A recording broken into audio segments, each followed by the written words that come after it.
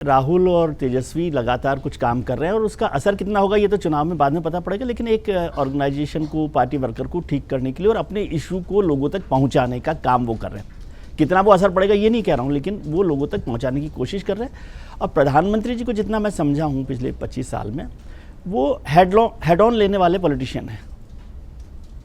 Head on लेने वाले politician क्या होता है कि कहा जाता है कि भाई यहाँ मत जाना, यहाँ पर तो फिर बाद में चर्चा करेंगे विजय जी कि भाई इसमें तो गए थे प्रधानमंत्री जी और वहाँ पर चुनाव नहीं जीते। वो इस बात की परवाह नहीं करते, जो मुश्किल जगह है वहाँ पर वो जा रहे हैं। जैसे कल की जो यात्रा था उसको ऑन करते हैं और ये एक अच्छे लीडर की पहचान होती है। तो मैं समझता हूँ कि उस पर वो काम कर रहे हैं और स्ट्रेटजी बदलना कोई बुरी बात नहीं है। आपको अपनी रणनीति कैसे बनानी है चुनाव को लेकर, एसआईआर को लेकर, जैसे अभी ये हुआ कि पिछले जो चर्चा हम लोग बिल को लेकर चर्चा हुई तो वो करप्शन पर इसीलिए आ गई कि एसआईआर का जवाब सरकार के पास नहीं था। हालांकि एसआईआर पर मैं समझता हूँ कि जो राहुल गांधी जी, तेजस्वी जी एसआईआर की चर्चा कर रहे हैं, इलेक्शन कमीशन ने कहा कि पिछले 20 दिन में एक भी कंप्लेंट पॉलिटिकल पार्टीज ने नहीं की है। माले ने 2 की है, बाकी तेजस्वी जी ने या राहुल जी ने या बीजेपी ने किसी ने भी कंप्लेंट नहीं की है। तो उसकी सीरियसनेस पर भी सवाल खड़े होते हैं और आपका इशू थोड़ा सा वीक होता है।